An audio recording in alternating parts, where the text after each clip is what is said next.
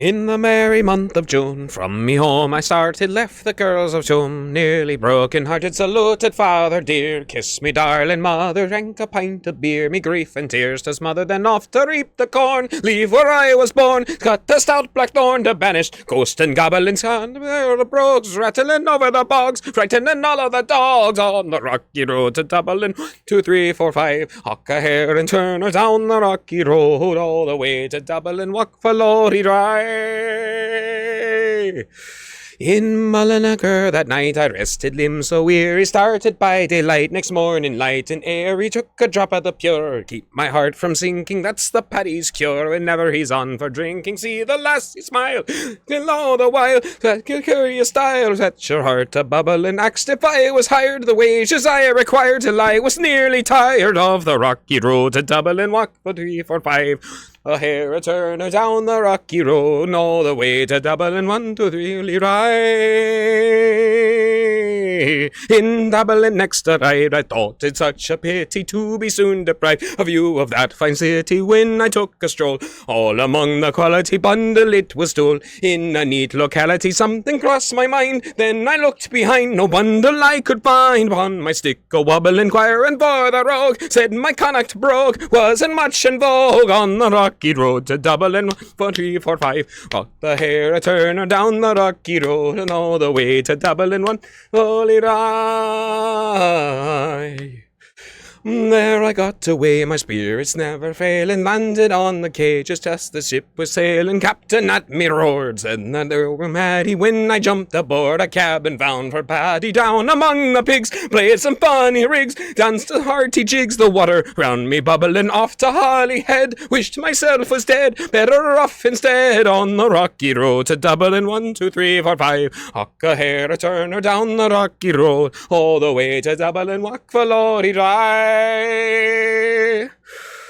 The boys of Liverpool, when we safely landed, called myself a fool, I could no longer stand it, blood began to boil, temper I was losing, poor old Erin's Isle, they began abusing, hurrah, my soul shall sigh, so lately I let fly, some Galway boys went by, I was a hobbling, the loud hooray, they joined into the fray, we cleared the way for the rocky road to Dublin, walk for 3, 4, 5, the hare and turner down the rocky road, and all the way to Dublin, walk for Lorry Rye. Hark a hare a turner down the rocky road, and all the way to Dublin, walk for Lorry Rye.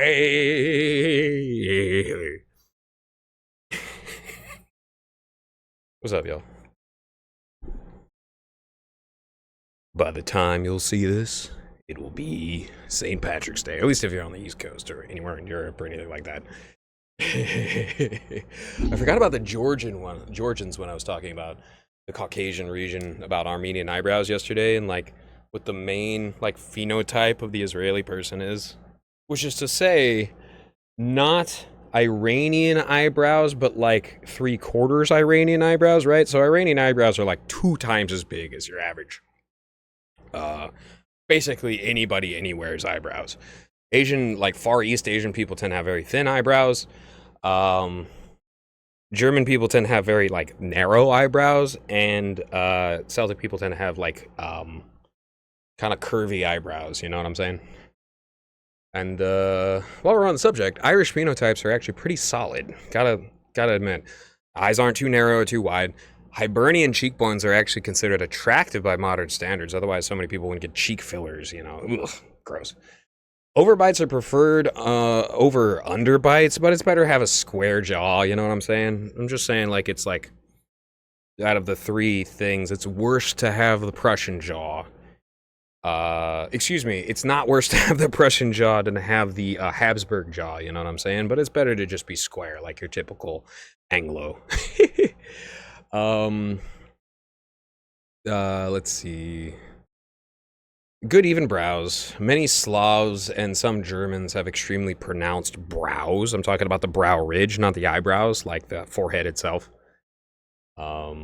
Typically normal ears. The only issue is our clownish button noses that tend to be a little bit swollen looking sometimes. But here's the interesting thing. Fact of the matter is your nose and your ears continue to grow as you age, and cauliflower nose appears when you drink. When you have a culture of drinking, everybody has this like bumpy protrusion of their proboscis, you see. And that's something to avoid because it's very ugly. You know, the English knew for a very long time that the Scotch Gaels, also known as the Norse Scotsmen, were easy to manipulate.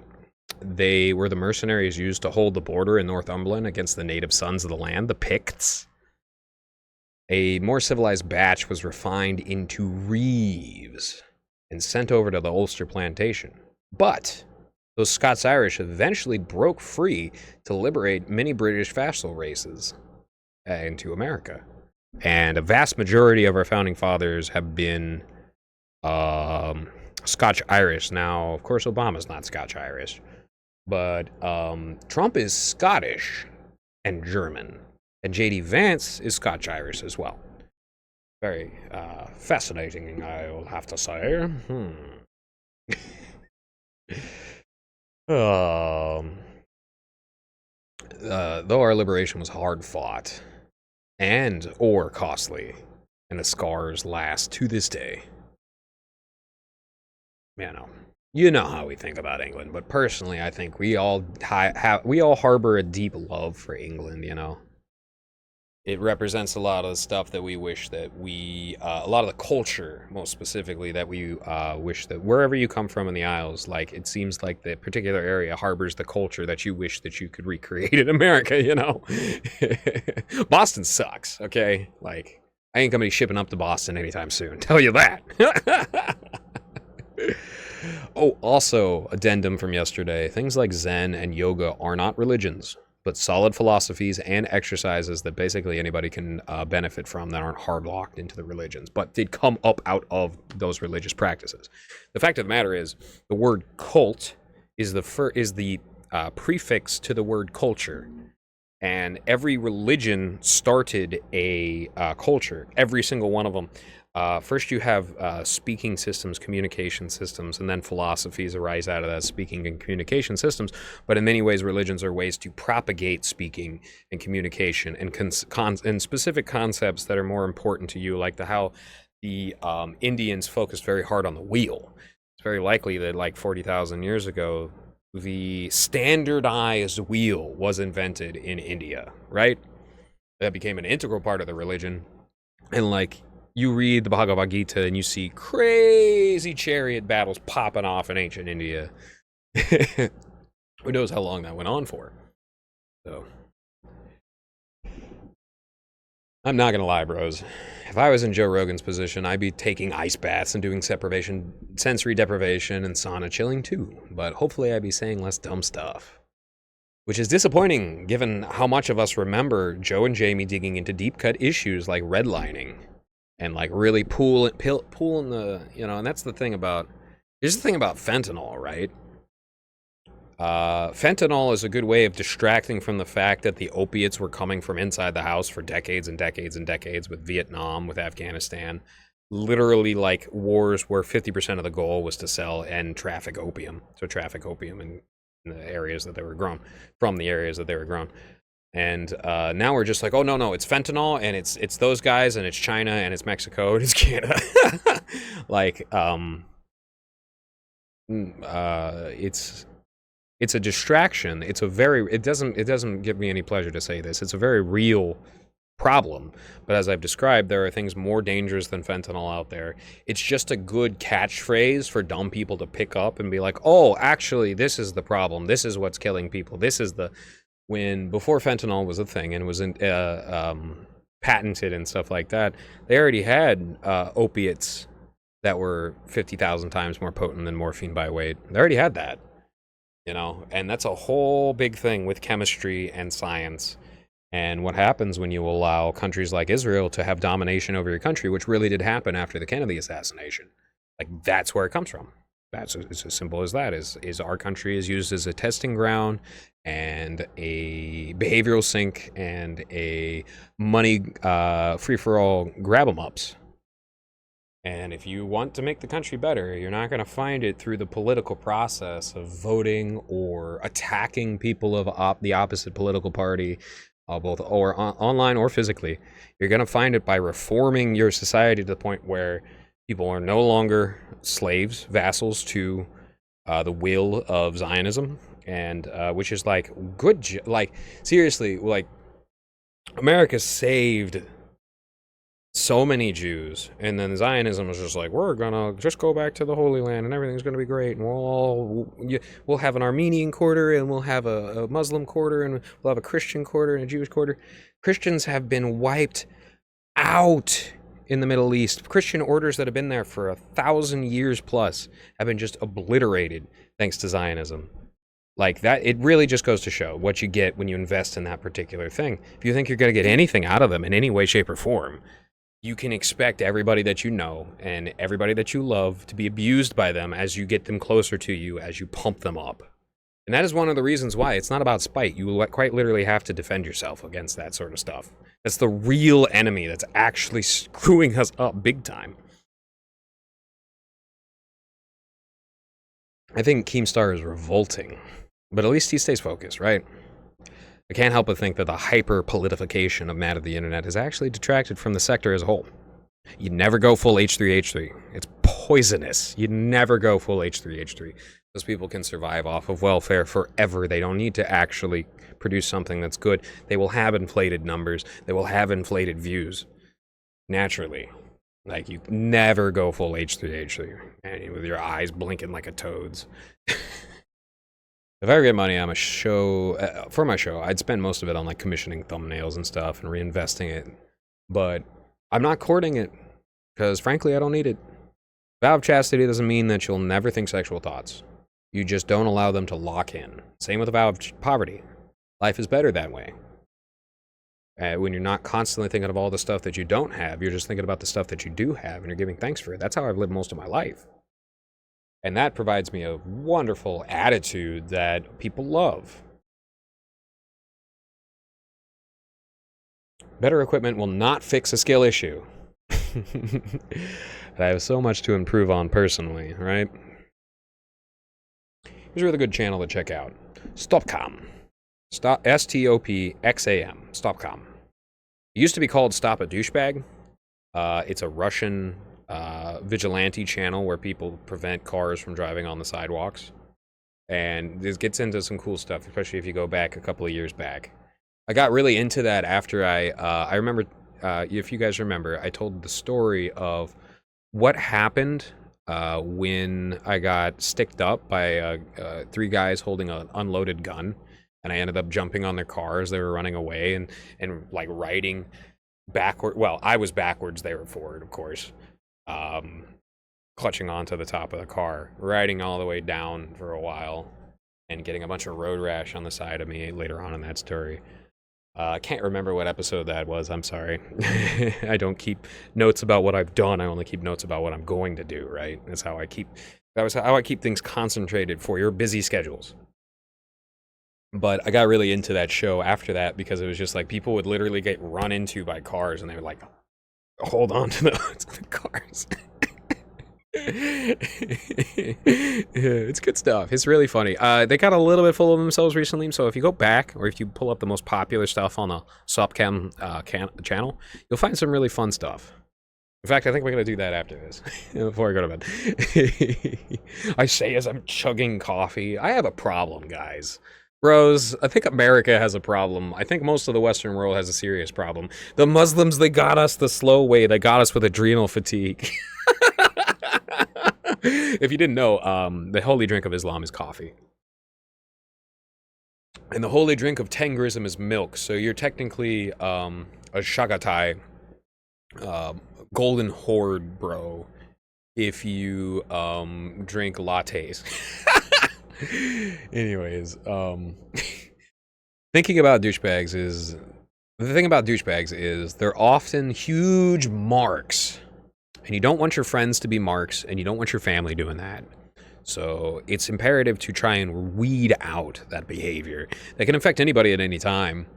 And just, teach them for the sake of others and themselves and their long-term commitments and endurance that they should not be douchebags. Because you see it's proliferating and spreading. There's a plague of negative behavior. Elon Musk's cars were the first ones to have super bright LEDs, and now everybody has them. You know, Dodge Rams were the first one to jack their trucks up and make them super huge. And this like arms race has made lots of other people's stuff that as stock. I'm not talking about the modification stuff or your like, you know, $70,000 Chevrolet, which is a nice truck, man. That's the stuff's doing work. It's these crappy little Dodge 1500s, nasty little vehicles, little cars that just make a bunch of rattling and are very inefficient. And I see some people can hardly drive them, and I see them breaking down on the road. And like literally, like once you start noticing, you'll notice like 70% of the people that are problem children on the roads are Dodges or BMWs, right? So I love Volkswagen. I hate BMW. Right? It's weird how this stuff happens. But brands kind of matter. You know, that's why you only got to trust trusted brands in this advertising heavy environment. So back on topic. Try not to go too long. Try to keep things concise. You know, it's really not that hard to save up a little bit and get some paint for your room. You see a lot on the internet, people taking pictures of their like favela interiors. I'm not falling for the Spanish American, oh, my room is so poverty core gag, right? That's performative. Sorry, not sorry. Like if you can afford an Xbox, a TV, a phone to take pictures with, you can afford internet to upload your pictures to. You can afford to save up a little bit of paint, get a little bit for paint, get a paintbrush, and paint your freaking room. Like, I don't take that seriously at all. It just shows me that you're like a drug addict. You're spending everything on one particular thing, and you're neglecting all these other things that are very important, right? I really have faith in all of us, guys, gals. Memes move so fast to both cover and propagate knowledge. And we really can get ahead of it. We can get ahead of the causality to the point where we become the causality through the sparking electricity on gold-plated, microchips, causing a new age of light to manifest out of this 100 to 300 years of darkness, depending on who you ask. I'd say it's been about 300 years of severe darkness. Martin Luther, when he was younger, he had a lot of good ideas and he was right. By the time that he was older, he was a horrifically genocidal, racist maniac who was purging the peasants. Gustavus Adolphus would torture peasants, and his brigades would torture Catholic peasants. Hitler, it's just continuing on this line of what Protestantism has done. If you go back and you study your history, I think it was either Rudolph the First or Rudolph the Second, the wizard emperor. He's the one who injected that stuff deeply into the Holy Roman Empire. And it all comes from the cancer of Switzerland metastasizing after being smashed in an inappropriate way that they went about it. When the Vatican did the right thing and banned the Knights Templar because of their varieties of heretical and downright evil in many ways behaviors. And like it spread and popped up in new places, especially in the peripheries of Christianity, you know what I'm saying? I've been hitting the nostalgia recently pretty hard, and there was a distinct difference between the lol-so-random and the lol-so-edgy cultures. I'm glad I'm a younger millennial instead of an older millennial, because it seems like the older millennials got hit with the lol-so-edgy cultures. The dead baby joke? Sorry if that upsets you, but that was a real big thing that people did when I was younger, is make those sorts of jokes. And it's gross, straight up. And it led into our culture. Like, it's no coincidence that the dead baby jokes were going on around the same time as the Iraq War. So I'm glad that we have more, legitimate... there's nobody gooning over what's happening in Palestine. Like, you're either turning your head away from it or you're sobbing and weeping. And I don't encourage people to stare directly into the torture nexus for too long. I have been watching Palestine since 2014 during Operation Protective Edge, when Obama used the United States Air Force to help Bibi Netanyahu kill 14.5 thousand Palestinians, 87% or more of which were civilians who were unarmed. I've been watching Palestine since then. I've been crying about Palestine the entire time. This is just the end of a very, very long series of torturous, humiliating for both the Palestinians and the Israelis. And a lot of the Israelis just want to get it over with too. And it is what it is, Don't stare directly into the torture nexus. It will mess you up. That's what terrorism is meant to do. It's meant to swell up your amygdala and make you a permanently fearful person, to give you like actual permanent brain damage and PTSD. Not joking about that. So poaching is a horrific plague.